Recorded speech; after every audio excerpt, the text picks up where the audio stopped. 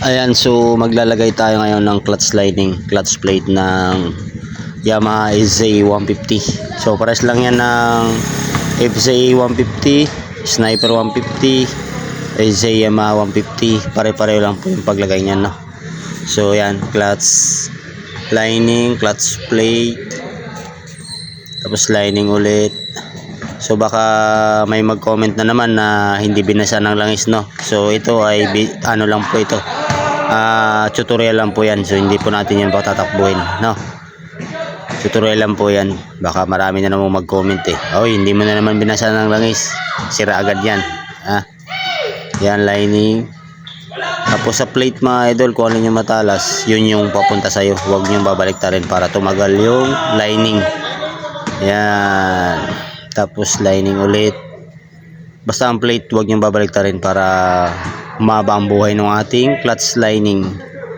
Alright, tapos lalagay na natin yung pinaka-importante, bulitas. Yan, baka ibang klaseng bulitas ang may lagay nyo mga idol.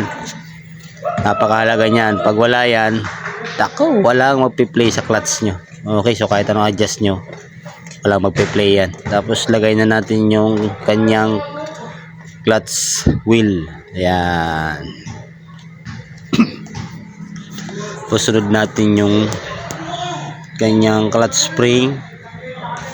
Ayan. So basic tutorial lang naman to mga idol para may idea din yung iba at kahit kayo na mismo magkala sa mga motor nyo kung ganito ang mga motor nyo, no? So napakahalaga din po kasi na meron po tayong idea sa mga motor natin kasi nga sa mga ganito na basic lang ay pupunta ka pa ba sa shop kung alam mo na, di ba? Tapos higpitan natin yung paghigpit, tama lang, i-adjust nyo lang yung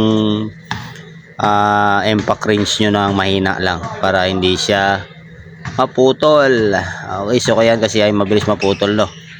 Tapos kailangan yung mga spring nakasentro talaga dun sa pinaka washer ng nut. Alright, ay nung tornilyo pala, nut naman tuloy. Yan, so ganyan lang, no? Yan, tapos siyempre pagkatapos ng higpitan,